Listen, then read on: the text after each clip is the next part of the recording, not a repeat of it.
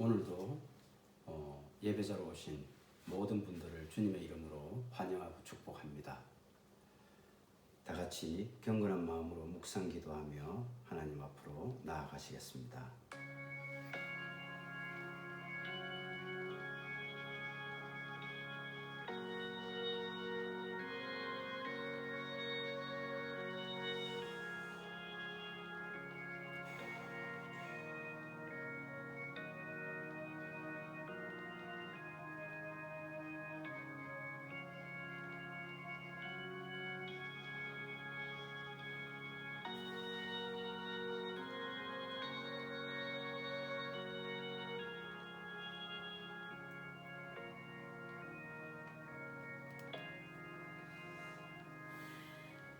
하나님 아버지, 오늘도 저희들을 변함없이 사랑하여 주셔서 주님 앞에 예배자로 설 수 있게 해주시니 진심으로 감사를 드립니다. 이 시간 저희들의 심령을 주관해 주시고 신령과 진정으로 예배하게 인도해 주셔서 이 예배를 통해 올려드리는 모든 영광 우리 주님 홀로 받아 주시옵소서. 감사를 드리옵고 예수님 이름으로 기도 드리옵나이다. 아멘. 사도신경 하심으로 우리의 신앙을 고백하시겠습니다. 전능하사 천지를 만드신 하나님 아버지를 내가 믿사오며 그 외아들 우리 주 예수 그리스도를 믿사오니 이는 성령으로 잉태하사 동정녀 마리아에게 나시고 본디오 빌라도에게 고난을 받으사 십자가에 못 박혀 죽으시고 장사한 지 사흘 만에 죽은 자 가운데서 다시 살아나시며 하늘에 오르사 전능하신 하나님 우편에 앉아 계시다가 저리로서 산 자와 죽은 자를 심판하러 오시리라. 성령을 믿사오며 거룩한 공예와 성도가 서로 교통하는 것과 죄를 사하여 주시는 것과 몸이 다시 사는 것과 영원히 사는 것을 믿사옵나이다.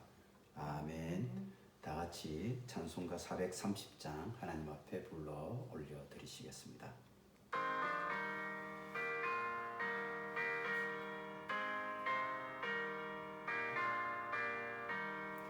주와 같이 길 가는 것 즐거운 일 아닌가.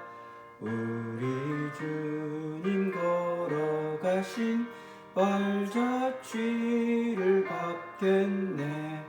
한 걸음 한 걸음 주 예수와 함께 날마다 날마다 우리 걸어가리. 어린아이 같은 우리 미련하고 약하나 주의 손에 이끌리어 생명길로 가겠네. 한 걸음 한 걸음 주 예수와 함께 날마다 날마다 우리 걸어가리. 꽃이 피는 들판이나 험한 골짜기라도 주가 인도하는 대로 주와 같이 가겠네. 한 걸음 한 걸음 주 예수와 함께 날마다 날마다 우리 걸어가리. 옛 선지자 에녹같이 우리들도 천국에 떨려 올라갈 때까지 주와 같이 걷겠네. 한 걸음 한 걸음 주 예수와 함께 날마다 날마다 우리 걸어가리. 아멘. 오늘 우리에게 주시는 하나님의 말씀은 창세기 35장 1절에서 7절까지 말씀이 되겠습니다. 창세기 35장 1절에서 7절까지 말씀입니다. 다 찾으신 줄 알고 제가 봉독하겠습니다. 하나님이 야곱에게 이르시되 일어나 베델로 올라가서 거기 거주하며 내가 내 형 에서의 낯을 피하여 도망하던 때에 내게 나타났던 하나님께 거기서 제단을 쌓으라 하신지라. 야곱이 이에 자기 집안 사람과 자기와 함께한 모든 자에게 이르되 너희 중에 있는 이방 신상들을 버리고 자신을 정결하게 하고 너희들의 의복을 바꾸어 입어라. 우리가 일어나 베델로 올라가자. 내 환난 날에 내게 응답하시며 내가 가는 길에서 나와 함께 하신 하나님께 내가 거기서 제단을 쌓으려 하노라 하며 그들이 자기 손에 있는 모든 이방 신상들과 자기 귀에 있는 귀고리들을 야곱에게 주는지라. 야곱이 그것들을 세겜 근처 상수리 나무 아래에 묻고 그들이 떠났으나 하나님이 그 사면 고울들로 크게 두려워하게 하셨으므로 야곱의 아들들을 추격하는 자가 없었더라. 야곱과 그와 함께한 모든 사람이 가나안 땅 루스 곧 베델에 이르고 그가 거기서 제단을 쌓고 그곳을 엘 베델이라 불렀으니 이는 그의 형의 낯을 피할 때 하나님이 거기서 그에게 나타나셨음이더라. 아멘. 요즘 일기가 고르지 못합니다. 감기나 독감으로 또 고생하시는 분들이 많은데 저 역시 목감기로 또 이렇게 음성이 고르지 못한 점 또 여러분들이 양해해 주시면 감사하겠습니다. 우리 그리스도인들 가운데 보면 성경 66권 이것이 하나님의 확실한 약속의 말씀이라고 하는 것을 제대로 믿지 못하고 이것이 정말 하나님이 확실하게 우리에게 보증해 주시는 보증수표라고 생각하지 못하고 오히려 과연 그럴까 하는 의아스러운 백지수표로 생각하거나 또는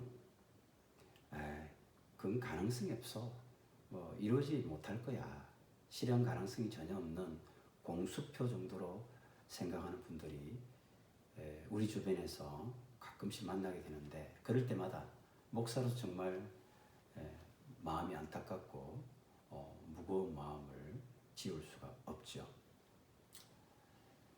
정말 하나님의 말씀은 우리에게 확실한 보증수표입니다.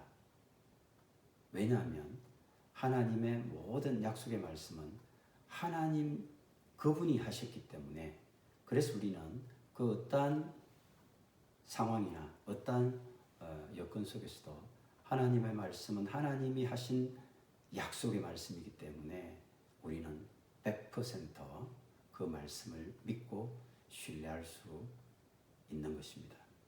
아브라함을 우리가 왜 믿음의 조상이라고 부릅니까? 어찌 보면 아브라함에게 하나님께서 주셨던 그 모든 약속들은 아브라함의 그 생전에는 어찌 보면 너무나 막연했고 또 그 약속의 어떤 흔적이나 또 약속의 그런 조그마한 근거라도 그의 삶 가운데서 나타나지 않았을 때 어찌 보면 인간적으로 보면 아브라함이 굉장히 실망했을 수 있을 것입니다. 그러나 그럼에도 불구하고 아브라함은 자신의 독자 이삭까지도 하나님의 그 말씀에 순종하여 바칠 정도로 하나님의 모든 약속에 대해서는 하나님의 약속이기 때문에 또는 하나님의 말씀이기 때문에 100% 그대로 순종하고 믿었던 사람입니다. 그래서 우리는 아브라함을 믿음의 조상이라고 오늘날까지 그를 칭송하고 그를 그렇게 기억하고 있습니다. 오늘 우리가 읽었던 야곱은 어떨까요? 우리는 야곱 하면 굉장히 야비하고 또 거짓말 잘하고 또 자기의 모든 이익을 위해서 자기가 꿈꾸고 계획하는 일을 이루기 위해서는 친척 또 심지어는 부모조차도 속이고 그렇게 그 목적 달성을 위해서 수단 방법을 가리지 않는 정말 아주 비열한 거짓말쟁이 이런 이미지가 떠오르지 않습니까? 그런데 이 야곱은 그 인생을 전체적으로 개관을 해보면 몇 번의 큰 위기가 있었습니다.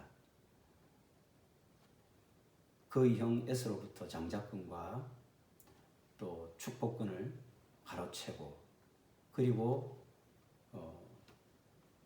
그의 어머니의 고향이었던 바단 아람으로 그렇게 정말 야반도주하고 그렇게 정처 없이 방랑자처럼 걸어가고 있었을 때 정말 그는 이 길이 맞는지 또는 자기의 목숨이 이 길을 걸어가다가 잃게 될지 살게 될지 그런 너무나 막연하고 참으로 힘든 시간들을 보내는 그런 순간들이 있었습니다.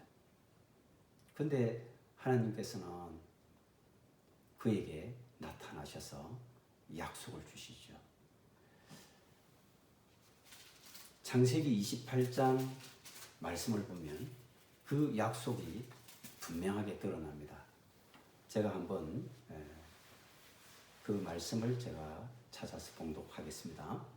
창세기 28장 10절 야곱이 브엘사바에서 떠나 하란으로 향하여 가더니 한 곳에 이르러 해가 진지라 거기서 유숙하려고 그곳의 한 돌을 가져다가 베개로 삼고 거기 누워 자더니 꿈에 본적 사닥다리가 땅 위에 서 있는데 그 꼭대기가 하늘에 닿았고 또 본적 하나님의 사자들이 그 위에서 오르락 내리락 하고 또 본적 여호와께서 그 위에 서서 이르시되 나는 여호와니 너의 조부 아브라함의 하나님이요 이삭의 하나님이라 라고 하시면서 이제 하나님께서 너를 지켜주겠고 너와 함께 하겠고 또 내 조부 아브라함에게 했던 그 모든 약속들을 반드시 이루어주겠다 이렇게 이제 말씀을 하십니다. 이 위기의 순간을 하나님의 그 약속의 말씀을 통해서 이제 야곱은 이겨낼 수가 있게 됩니다. 이후에 그는 삼촌 라반의 집에서 무려 20년 동안이나 종처럼 노예처럼 그렇게 밤잠을 자지 못하면서 일을 해야만 하는 참으로 힘든 시간들을 보내야만 했습니다. 그러나 하나님께서 또한 꿈에 나타나서 너로 큰 민족을 이루게 해주겠다라고 하는 그런 약속을 또 한 번 더 상기시켜 주십니다. 그래서 그가 외삼촌 몰래 거기서 형성된 모든 가축떼들과 그리고 또 두 아내 그리고 또 두 몸종 그들에게서 난 또 아이들 그리고 많은 그 종들 노비들 이들을 다 함께 데리고 그 라반의 허락을 받지 않고 몰래 도망을 가게 됩니다. 근데 라반이 또 역시 쫓아오지요. 그때 하나님께서 역시 라반에게 나타나서 결국 야곱을 안전하게 돌아가도록 그렇게 말씀하심으로 야곱이 두 번째 그 위기를 또한 넘기게 됩니다. 야곱은 또 이어서 계속 진행을 하게 되는데 그들 모든 가족들이 이제 형 에서가 사는 세일산에 가까이 왔을 때 그 형 에서의 동정을 살피려 자기의 부하들을 보내게 되죠. 동정을 살피고 온 그 몇몇 그 종들이 그렇게 보고를 하지 않습니까? 400명의 무사를 데리고 이제 주인에게로 오고 있습니다. 그 보고를 받았을 때 야곱은 어땠을까요? 이제 이 목은 나의 목은 이제 죽은 목이나 마찬가지다 라는 생각을 하지 않았겠습니까? 20년 전에 형 에서의 그 장자권을 빼앗고 또 그를 속여서 아버지를 결국 속였지만 그 형의 축복을 가로챈, 그래서 형의 그 분노를 철저하게 사고 말았던 이 야곱이 이제 20년 후에 그 형의 그 분노를 어떻게 가라앉히며 어떻게 이 상황을 수습할 것인가, 참으로 그도 막막했을 것입니다.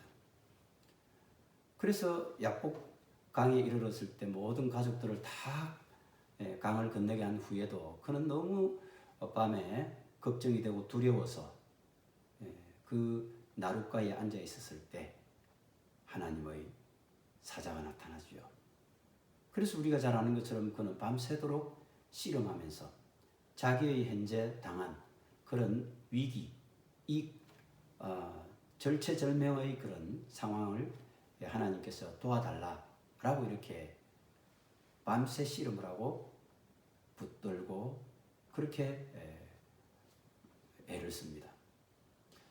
결국은 거의 환도뼈가 위골될 정도로 그는 거의 아주 절박한 그런 위기를 하나님으로부터 그렇게 해결을 받고자 했던 것이죠. 결국은 이때도 하나님께서는 또 한 번 그에게 그 위기를 넘어갈 수 있도록 해주십니다. 그래서 그곳 이름을 버니엘이라고 불렀죠. 그래서 하나님의 얼굴을 뵙고 내가 하나님과 겨루어서 이겼다 해서 이름조차도 야곱이라 하지 않고 나중에 이스라엘이라고 이렇게 부르라고 하는 그런 계기가 된 곳입니다. 이 세 번째 위기도 결국은 하나님이 그에게 약속을 하시고 그 약속을 또한 나타나서 이루어 주심으로 형 에서와 무난하게 화해하고 이렇게 다시 길을 갈 수 있게 되었죠. 자, 이제 야곱의 또 한 번의 위기가 찾아오게 되는데요. 가족들이 이제 요단강에 이르게 되었습니다. 요단강에 이르고 이제 요단강가 숫곳에 머무르고 난 뒤에 숫곳에서 다시 발행해서 요단강을 건너면 나타나는 곳이 바로 세겜 땅입니다. 세겜은 우리가 잘 아는 남유다 왕국과 북이스라엘 왕국의 이렇게 남북국 시대에 북이스라엘 왕국의 수도였지 않습니까? 그리고 예수님 시대 때, 신약 시대 때는 사마리아의 중심 도시였습니다. 세겜은 참으로 많은 우상들이 그렇게 섬겨지고 또 신상이 놓여져 있었던 곳이죠. 이 세겜에 이르렀을 때 야곱의 딸 디나가 외출을 나가게 됩니다. 그랬을 때 그곳 추장 세겜에 의해서 강간을 당하게 되고 그것 때문에 화가 나고 분노한 디나의 오빠 시몬과 또 레위가 각기 칼을 차고 세겜 성읍의 모든 남자들이 다 할례를 받으면 우리가 다 같이 결혼을 하고 서로 통혼하고 서로 잘 지내겠다라고 하는 그런 이 허위 전략을 세운 뒤에 그들이 할례로 고통스러워할 때 나가서 그 성읍에 있는 모든 남자들 모조리 다 몰살을 시키는 아주 끔찍한 대학살이 일어나게 됩니다. 자, 이렇게 학살이 일어났을 때 이제 정말 세겜 성읍은 그렇게 참 힘을 못 쓰게 만들었지만 문제는 그 주변 동맹국들이 야곱 일행을 그냥 둘 리가 없죠. 그래서 야곱이 그때부터 심히 두려워하고 걱정에 빠졌습니다. 우리 이제는 우리의 목숨은 죽은 목숨이다. 이렇게 해서 염려하고 걱정할 때 하나님께서 오늘 본문의 말씀처럼 이렇게 약속으로 나타나시게 된 것입니다. 그래서 이 네 번째 위기 상황, 이 네 번째 위기 상황에서 하나님께서는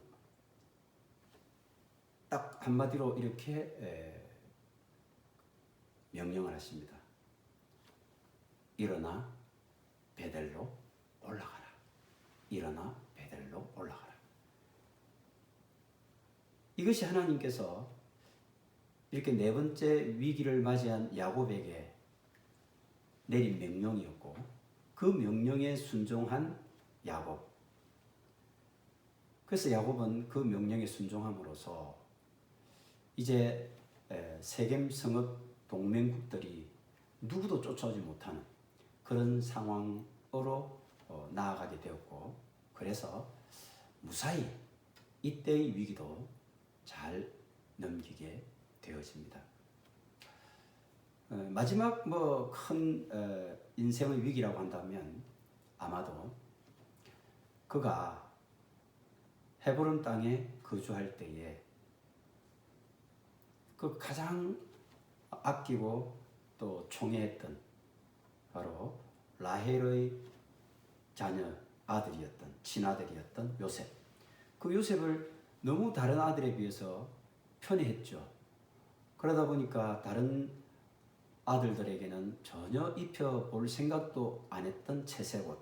그 당시에는 굉장히 귀했고 값비싼 옷이었는데 그 채색옷을 요셉에게만 입히다 보니까 다른 모든 형제들이 희생을 하게 됩니다. 결국 그리에서 그는 애굽으로 팔려가게 됩니다. 물론 그 형제들은 아버지 야곱에게 와서 짐승들에게 찢겨 죽게 되었다고 거짓 고백을 하지 않습니까? 그랬을 때 야곱은 노년에 가장 큰 위로로 또 가장 큰 그런 기쁨으로 여겼던 자기가 진정으로 사랑했던 라헬의 혈육인 그 요셉을 잃었을 때 아마 그는 더 이상 살 낙이 없다고 생각했을지도 모르겠습니다. 그런데 우리가 잘 아는 것처럼 야곱은 사실은 그런 힘든 시간들을 보냈지만 하나님께서는 어떨까요? 그 요셉을 애굽으로 노예로 팔아버린 것이 아니라 애굽에 사실은 가족들을 위해서 파견한 거죠. 파송을 한 거고 선교로 보낸 것입니다. 왜냐하면 나중에 가뭄이 들었을 때 그 모든 형제들, 그 가족들이 결국 그 애굽에 먼저 자리를 잡고 있었던 형제 요셉 때문에 모든 이 야곱의 가족들이 다 생존해서 살 수 있게 되지 않습니까? 예. 그래서 야곱 이 사람의 그런 인생은 참으로 많은 그런 위기의 연속이었다고 말할 수 있지만 그때마다 하나님께서는 그의 조부 아브라함과 그의 아버지 이삭에게 했던 그런 약속, 그 약속에 충실하셨기 때문에 바로 그의 손자 되고 아들 되는 야곱의 모든 일생 가운데 때를 따라 그 위기를 이렇게 건너갈 수 있도록 길을 열어주시고 문제를 해결해 주시고 또 더 나은 그런 대안들을 마련해 주시기도 합니다. 참으로 험난한 그런 삶을 산 야곱. 사실은 어찌 보면 그 스스로가 그런 야욕과 야망과 욕망과 욕심으로 가득 차 있었던 그런 야곱이었기 때문에 사실은 그 고난의 삶, 위기의 삶을 스스로 초래했다라고 그렇게 말할 수도 있겠죠. 아무튼 이 야곱이 살아온 인생에 대해서 창세기 47장 9절에 보면 단적으로 그가 이렇게 표현을 합니다. 후에 애굽 왕 바로 앞에 섰을 때 바로가 묻죠. 내 나이가 얼마냐 물으니까 내 나그네 길의 세월이 130년이니이다. 내 나이가 얼마 못 되니 우리 조상의 나그네 길의 연주에 미치지 못하나 험악한 세월을 보내섰나이다. 이렇게 대답을 하거든요. 그러니까 130년이라고 하는 그 세월 동안에 야곱이 살아온 모든 인생은요, 참 단 하루 발 뻗고 자거나 편안하게 행복하게 이렇게 살았던 적이 별로 없다는 거죠. 자기 인생을 돌아보면 험악한 세월, 험난한 세월, 참으로 고난의 세월들을 보냈다. 이렇게 고백을 하고 있습니다. 정말 이 야곱의 생애는 자신의 욕망과 자기 의지로 이렇게 철저히 자신의 바벨탑을 쏘아 올리고자 했던 그런 사람이었습니다. 자, 그렇다면 정말 하나님의 약속은 이 야곱에게 공수표가 된 것일까요? 우리는 이 하나님의 약속과 그 약속의 실현이라고 하는 이 두 가지 사이에는 시간적인 갭이 존재한다는 것을 이해할 필요가 있습니다. 하나님의 약속을 받고 그 약속이 삶 가운데서 실현되어지고 이루어지기까지는 시간이 걸린다는 것이죠. 그것을 우리는 하나님께서 침묵하신다, 하나님의 침묵이라고 이렇게 표현을 합니다. 근데 사람들은 그 시간들을 굉장히 견디기 힘들어합니다. 당장에 내가 하나님의 약속을 받았으면 그 약속이 내 삶 가운데서 당장에 이루어지고, 그래서 뭔가 그 약속이 현실화 되어지는 것을 보고 싶어 하는 것이 사람들의 심리이죠. 그래서 하나님의 그 침묵의 시간, 그 시간에는 많은 사람들이 하나님이 안 계신 거 아닌가, 혹은 하나님은 계시지만 나의 이 삶 가운데, 나의 이 고통 가운데 전혀 관심이 없거나 전혀 나의 고통에 귀를 기울이지 않는 분 아닌가 라고 하는 그런 생각들을 하게 되기도 합니다. 그러나 우리는 분명히 한 번 더 기억해 둘 것은요, 하나님의 약속은 반드시 실현되어지는 확실한 보증수표라고 하는 사실, 이것을 우리는 성경을 통해서 명백하게 알 수 있다는 것을 오늘 저희들이 말씀을 통해서 한 번 더 확인하기를 원합니다. 사실 구약의 39권, 여기에는 끊임없이 하나님의 약속의 말씀이 흘러나오고 있지 않습니까? 그러면 신약의 27권, 그 내용 속에는요, 구약에서 끊임없이 흘러나왔던 하나님의 약속의 말씀들이 하나하나 성취되고 실현되어지고 있음을 증언하고 있는 것입니다. 이제 우리는 야곱이 여러 가지 위기를 맞이할 때마다 하나님 약속과 하나님의 그 은혜로 말미암아 그 위기 상황들을 다 잘 이렇게 헤쳐 나오게 되었습니다. 근데 우리는 이런 야곱의 그 위기 상황 가운데서 다음과 같은 세 가지 정도의 질문을 던져보고 그 질문에 대한 또 역시 해답을 구하면서 하나님의 약속이라고 하는 것이 과연 야곱에게 어떤 인생의 한 행로를 열어주었고 또 인생의 등불이 되었을까? 이것을 우리가 생각해 보면 오늘날 동일하게 야곱과 같은 인생을 살아가는 우리 모두에게 하나님의 약속의 말씀이 어떻게 와닿고 그 약속의 말씀을 우리가 어떻게 해석하며 어떻게 우리가 이 말씀을 통해서 새롭게 힘을 얻을 수 있을 것인가를 여러분과 제가 세 가지 질문을 하고 그 질문의 해답을 찾아가면서 그 열쇠를 찾아가는 시간이 되었으면 좋겠습니다. 첫 번째 질문입니다. 야곱의 네 번째 인생 위기. 네 번째 인생 위기라고 하는 것은 아까 제가 간단히 위기 단계들을 설명했는데, 야곱의 가족들이 세겜 땅에 들어갔을 때입니다. 그래서 그 세겜의 모든 남자들을 다 죽이고, 결국 그럼으로써 그 야곱의 가족들이 오히려 완전히 그 주변 동맹국들에 의해서 철저하게 파괴되거나 또 완전히 씨가 말려질 정도의 그런 멸족을 당할 그런 아주 위태로운 상황. 그때 하나님께서 말이죠, 어떻게 야곱에게 역사하셨는가를 말씀해 주고 있습니다.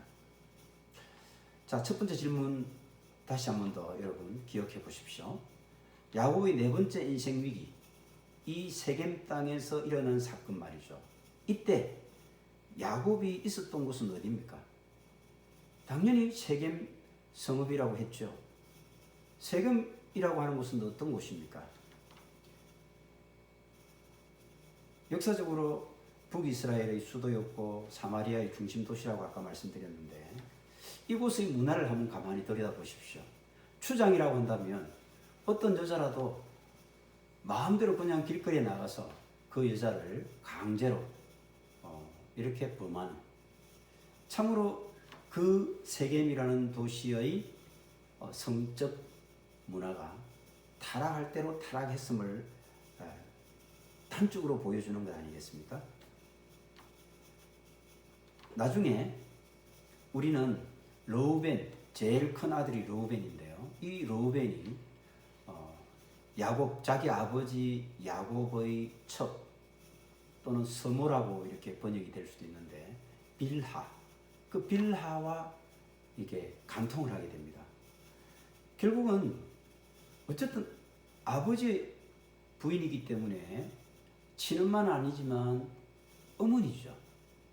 근데 이런 참 몹쓸 짓을 하게 된 것도 사실 따지고 보면요, 르우벤이 이 세겜 땅에 10년 동안 머무르는 동안에 바로 세겜의 그런 아주 문란한 성적 문화에 젖어 있었기 때문이었습니다. 세겜은 어떤 곳입니까? 이방 신상들을 지천으로 섬기는 그런 곳이었습니다. 하란을 떠나올 때 라헬도 역시 자기 집안에서 아버지가 섬기던 그런 가신, 이 드라빔을 훔쳐 나오지 않습니까? 그런 장면도 보면 어쨌든 이 일대가요, 굉장히 우상 숭배가 만연했다는 것을 단적으로 말해주고 있는 것입니다.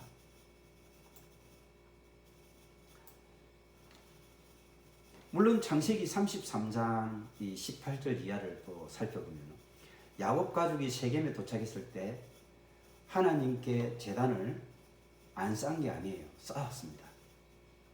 그리고는 그곳을 엘로헤 이스라엘, 하나님, 이스라엘의 하나님이라고 하는 뜻의 그런 이름을 붙이면서 하나님 앞에 제단을 쌓았다는 말이에요.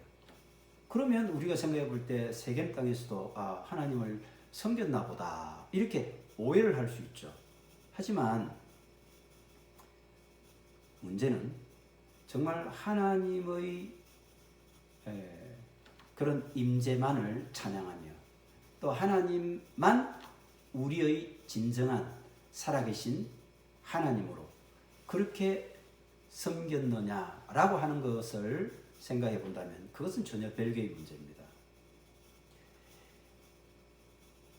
이사야서 1장 11절에 이렇게 말씀이 있습니다. 여호와께서 말씀하시되 너희의 무수한 재물이 내게 무엇이 유익하뇨? 나는 순양의 번제와 살찐 짐승의 기름에 배불렀고 나는 숫송아지나 어린 양이나 숫염소의 피를 기뻐하지 아니하노라. 무슨 말씀입니까? 너희들이 나에게 많은 재물을 가져와서 나에게 제사하고 절하고 예배한다. 나는 그거 원하지 않는다. 원하지 않는다. 오늘날 우리에게 이 말씀을 어떻게 적용할 수 있겠습니까?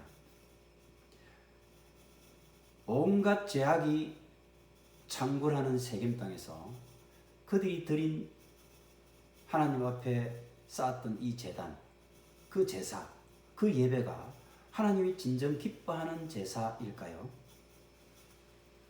형식은 교회고 또 그 교회에서 예배라고 하는 형식을 갖추고 예배를 드리고는 있는데 사실은 그 내용을 가만히 들여다보면 그 교회의 지도자 개인의 어떤 욕망이나 영향력을 행사하고 그런 것이 지배적으로 움직이는 그런 교회라고 한다면 어떨까요? 하나님만 섬기기보다는 오히려 세상 가치관이나 문화를 적당하게 받아들여서 이것저것 얼버무리면서 이렇게 섞어서 설교를 하고 있는 그런 경우는 없을까요? 이런 것들을 우리 스스로 성찰해보고 돌아보고 빼저리게 우리가 잘못된 부분은 하나님 앞에서 회개하라는 말씀 아닙니까? 그것이 이사야서의 외침입니다. 그 외침이 왜 나옵니까?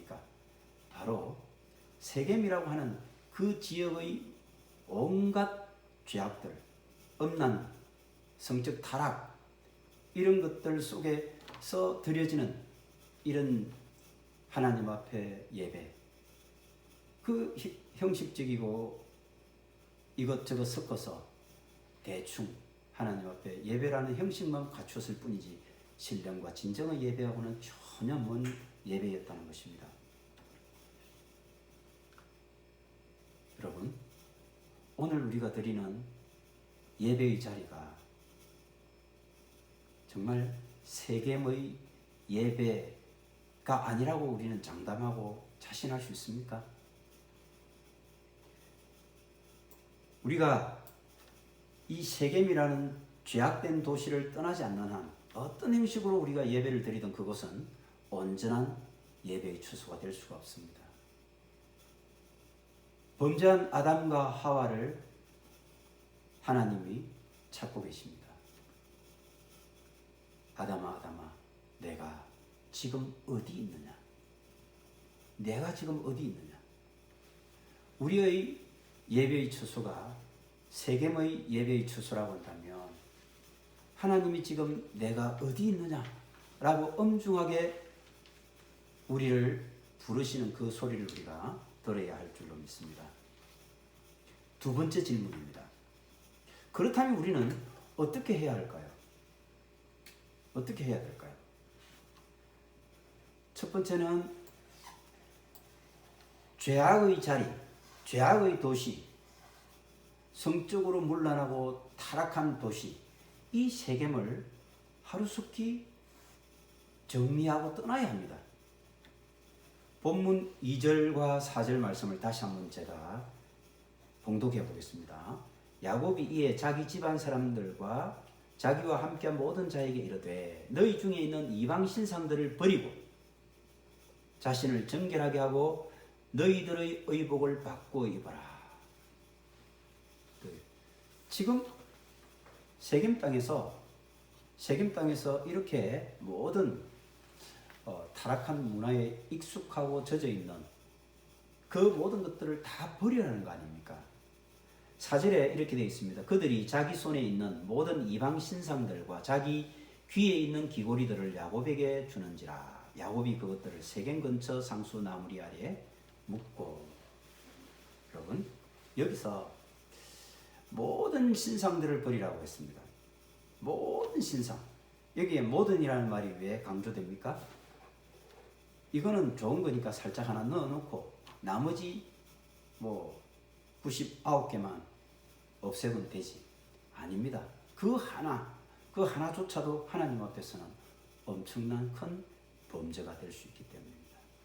그리고 그것을 그냥 단순히 멈춰 이게 아니라 철저하게 땅에 파 묻으라고 얘기합니다. 무슨 말입니까?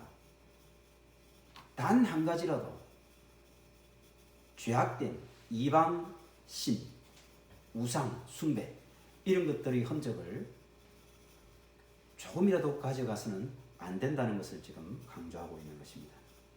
여러분, 동성애가 세상적인 풍조고 또 세상의 흐름이라고 하면서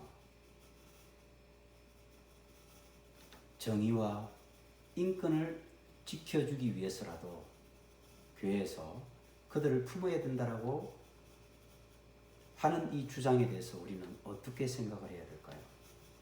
여러분이 그 답을 한번 내려보십시오. 만약에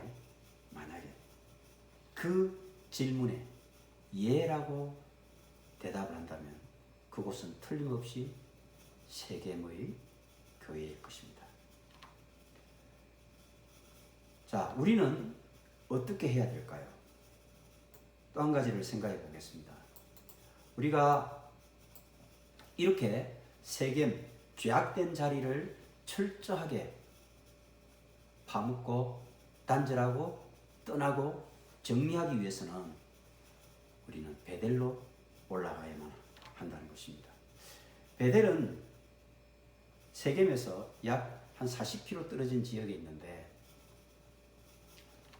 물론 지리적으로 높은 곳에 있다 보니까 그곳을 올라가라고 말씀했다고 볼 수도 있습니다. 그러나 이 베델로 올라가는 것은요, 단순히 지리적인 그런 차원의 의미뿐만 아니라 영적으로 높은 그런 영적 성숙도를 의미하는 메시지가 숨어 있습니다.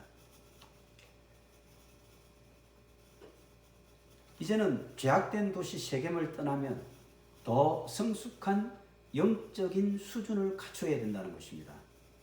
우리가 공급받는 영적 양식인 하나님의 말씀이나 기도의 수준, 이것이 어린아이의 단계에서 어른의 단계로 이제 더 성숙해져야 한다는 그런 말씀이 되는 것입니다. 지금 나는 성경 말씀을 얼마나 읽고 묵상하고 있는가요? 또 현재 지금 내가 드리는 기도의 내용이 혹시 이것저것 이루어 주시고 내 바람을 또 들어주시고 이렇게 때를 쓰면서 구하고 있는 그런 기도 혹시 아닌가요? 우리의 영적 정결을 위해서 내가 입은 이 땅에 입고 있는 이 옷은 어떻습니까? 이 땅의 문화, 이 땅의 많은 가치관을 덕질한 그런 옷을 입고 있지는 않습니까? 세 번째 질문을 우리가 접하면서 그 답을 또한 같이 찾아가 보기를 원합니다. 그럼 왜 하필이면 베델이어야 할까요? 첫 번째는 우리는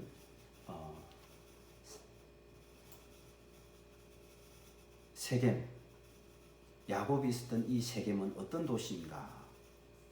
두 번째는 우리가 그럼 이 세겜 땅에서는 우리가 어떻게 해야 될 것인가? 세 번째, 베델로 올라가야 되는데 이 베델은 그러면 왜 베델이 아니면 안 되는가? 왜 베델로 올라가야만 된다고 여러분 생각하십니까? 예, 첫 번째 그것은 하나님의 명령이기 때문이죠. 1절에 보니까 그렇게 말씀하고 있지 않습니까? 일어나 올라가서 거기 거주하며 거기서 제단을 쌓아라. 우리는 하나님께서 명령하시면 그 말씀에 대해서 즉각 순종해야 되는 것입니다. 지금 우리가 세겜이라고 생각되는 그런 자리, 그런 어떤 상황이 놓여 있다면 우리는 과감하게 그 자리를 털고 일어나야만 됩니다. 그리고는 베델로 올라가서 우리의 터전을 잡고 거기에 거주해라는 말씀입니다. 왜 우리는 꼭 베델로 올라가야 됩니까? 그 두 번째가 바로 신령과 진정의 예배를 드리기 위해서입니다. 형식적으로 습관적으로 드리는 예배가 아니라 영과 진리로 예배 드릴 수 있는 곳, 그곳은 어디겠습니까? 바로 하나님의 집, 하나님의 문이 있는 베델뿐이라는 사실입니다. 그곳에서 야곱이 하나님 앞에 단을 쌓고 제사를 드렸을 때 그곳 이름을 엘 베델, 바로 베델의 하나님이라고 부르게 된 이유이기도 하지요. 자, 이제 하나님은 왜 베델로 올라가라고 그렇게 또 말씀을 하셨을까요? 그곳은 하나님이 계신 바로 하늘나라로 올라갈 수 있는 사닥다리, 곧 예수 그리스도가 계신 곳이기 때문입니다. 첫 번째 인생에서 찾아온 그 위기 때 하나님이 그에게 나타나 꿈에 사닥다리를 보여주시면서 그 사닥다리 위쪽 끝은 하늘에 닿았고 또 그 사닥다리의 아래쪽 끝은 땅에 닿아 있습니다. 그 사닥다리를 천사가 오르락내리락 하는 그런 꿈을 꾸지 않았습니까? 사닥다리 하늘 쪽 끝에 하나님이 계시고 사닥다리의 땅 쪽 끝에는 죄인인 야곱이 이렇게 서 있습니다. 사실은 그 야곱이 누구입니까? 바로 여러분과 저입니다. 죄인인 우리가 하나님께 나아가기 위해서는 뭐가 필요합니까? 예, 바로 사닥다리가 필요하다는 것입니다. 그래서 그 천사가 사닥다리를 오르락 내리락 하는 것은 바로 그 사닥다리를 통해서 죄인인 이 땅에 있는 우리가 저 하늘 끝에 있는 하나님께로 나아갈 수 있다는 것입니다. 그러면 그 사닥다리는 누구이겠습니까? 바로 예수 그리스도 그분입니다. 따라서 우리가 예수 그리스도 그분을 만날 수 있는 곳이 어디입니까? 바로 베델이었다는 것입니다. 그 어떠한 사닥다리로도 우리는 하나님께로 나아갈 수가 없습니다. 하늘의 충만한 복, 이를테면 의라든지 생명이라든지 또 성령의 은혜들이라든지 이런 모든 하늘의 그런 복들, 이것은요 오직 예수 그리스도를 통해서 우리에게 흘러내려 오게 되는 것입니다. 이 땅은 어떻습니까? 땅에 고착되어서 깊은 저주와 엄부에 신음할 수밖에 없는 우리들이지 않습니까? 이런 어떻게 보면 정말 멸망할 그런 존재들인 우리들은 오직 예수 그리스도 그분을 통해서 하나님께로 올라갈 수가 있는 것입니다. 천사들이 이렇게 사닥다리를 오르락내리락 하는 것은 바로 하나님께서 야곱을 향해서 그리고 오늘 여러분과 저를 향해서 이런 구원의 약속을 주시기 위해서 그 꿈을 보여주신 것입니다.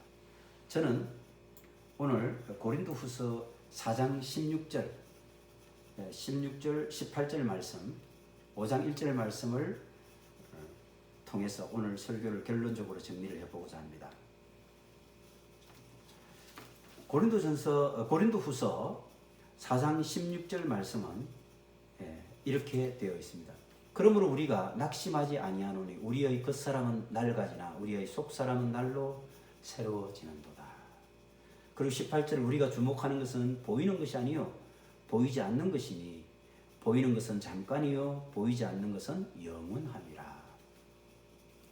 그리고 고린도서 5장 1절 이어서 만일 땅에 있는 우리의 장막집이 무너지면 하나님께서 지으신 집 곧 손으로 지은 것이 아니요 하늘에 있는 영원한 집이 우리에게 있는 줄 아느니라.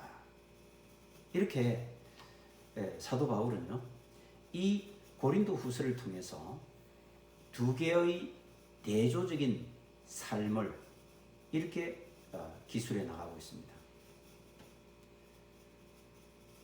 먼저 땅에 고착된 사람은 그 사람입니다. 그 사람은 후패한다, 낡아진다고 했습니다. 사닥다리를 타고 그런데 하늘나라로 올라간 사람은 속사람이 되겠죠. 그 속사람은 날로 새로워지는 것입니다. 예수 그리스도라는 사닥다리를 타고 올라간 사람, 그 사람은 속사람이요 그 속사람은 날로 그 사람과 반대로 새로워진다는 것을 말씀하고 있는 것입니다. 땅에 고착되어 있는 사람은 눈에 보이는 것만 주목하는 사람입니다. 이런 사람들은요 아침 이슬처럼 잠시 있다 사라지는 것들만 쫓아다니는 것입니다. 그러나 사닥다리를 타고 올라간 사람, 예수 그리스도를 통해서 하늘나라의 시민이 된 사람, 이 사람들은요, 눈에 보이지 않는 것에 주목하는 사람이에요. 그런 사람들은요, 영원한 것에 주목하는 사람들입니다. 땅에 고착되어 있는 사람은 손으로 지은 육신의 장막집에 살고 있는 사람들입니다. 육신의 장막집 어떻습니까? 곧 무너져 흔적도 없이 사라져버릴 그런 집입니다. 반면에 사닥다리를 타고 올라간 사람, 그 사람은 하나님께서 손수 지으신 하나님 나라의 그런 집을 소유하는 사람이 된다는 것입니다. 영원한 집,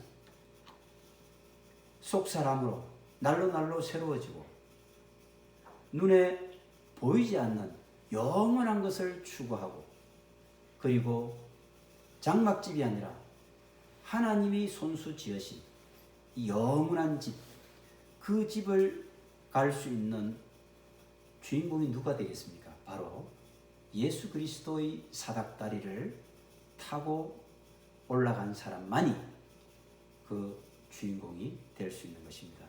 여러분 모두가 오늘 이 야곱의 일생을 통해서, 야곱의 그 위기 상황에서 나타난 하나님의 말씀을 통해서, 또 사도 바울의 이 말씀을 통해서 우리 그리스도인들은 어떤 삶을 살아야 할 것인가? 하나님의 약속의 말씀을 우리가 오늘 내 삶에 어떻게 적용해야 될 것인가? 이것을 다시 한 번 더 우리 자신의 삶에 적용시키면서 그렇게 승리자로 살아가는 여러분과 제가 되기를 간절히 축원드립니다. 잠시 기도드리겠습니다. 하나님 아버지, 오늘 주신 귀한 말씀 감사드립니다. 세겜에서 베델로 올라가는 유일한 사닥다리이신 예수 그리스도, 그분만이 하나님이 약속하신 바로 그 언약의 주인공이요 언약의 실체이심을 깨닫게 해주시니 감사를 드립니다. 이 시간 예배자로 주님 앞에 고개 숙인 저희 모두가 흔들림 없는 믿음으로 이 신앙의 경주에서 다 승리하는 최후 승리자 되게 하여 주시옵소서. 지금은 우리 주 예수 그리스도의 은혜와 하나님 아버지의 무한하신 사랑하심과 성령님의 교통교제 충만 치유 회복해 하심이 죄악된 세겜을 단호히 거부하고 영원한 하늘나라 베델에 이르기를 소망하고 결단하는 모든 주님의 백성들 한 영혼 위에, 그들의 가정과 가족들 위에, 또한 그들의 일터와 사업장 위에 이제로부터 영원까지 함께하여 주시기를 간절히 축원하옵나이다. 아멘.